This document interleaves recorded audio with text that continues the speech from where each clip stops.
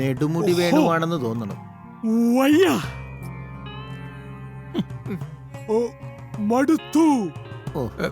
പിന്നെ കഴിഞ്ഞിട്ട് കഷ്ടപ്പെട്ട് ബുദ്ധിമുട്ടി കാണിക്കണമെന്നില്ല, ഞങ്ങൾക്കും അടുത്ത്. അതെ. മതി മതി. അടുത്തതാരി മോഹൻലാലിനെ. മോഹൻലാൽ. എല്ലാരും മോഹൻലാൽ. അതെ, വ്യത്യസ്തമായിട്ടുള്ള വല്ലതും അറിയോ? ഈ പൊളിറ്റീഷ്യന്മാരറിയോ? അയാളിനെ അറിയില്ല.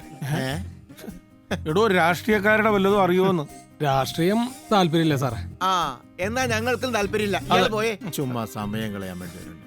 മോഹൻലാലിനെ വ്യത്യസ്തമായിട്ട് കാണിക്കട്ടെ.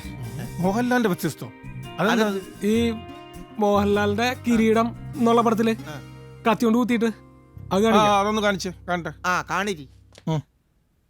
അടുക്കരുത്.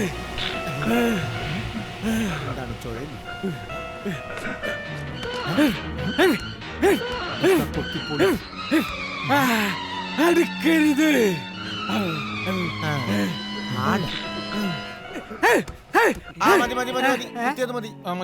വേഗം സ്റ്റാൻഡ് വിട്ടോ സാറേ. ഈ മമ്മൂട്ടിയുടെ ഒരു ഫൈറ്റ് ഉണ്ട്. മമ്മൂട്ടിയുടെ ഫൈറ്റ് താൻ ഇവിടെ നടത്തിയ വേറൊരു ഫൈറ്റ് ഇവിടെ നടക്കും. ഞാനും താനുമായിട്ട് അതിൽ താൻ തോക്കും. അതുകൊണ്ട് വേഗം സ്ഥലം വിട്ടെ. എടോ, തനിക്ക് ഈ ട്രൂപ്പിൽ ചാൻസ് ഇല്ല. തനിക്ക് മിമിക്രി അറിയില്ല. ഒന്നും കൂടി പഠിച്ചിട്ട് താൻ വേറെ ഏതെങ്കിലും ട്രൂപ്പിൽ പോയി ചേരും. സാറേ, സുഹൃത്തെ, മിമിക്രി ഒരു കലയാണ്.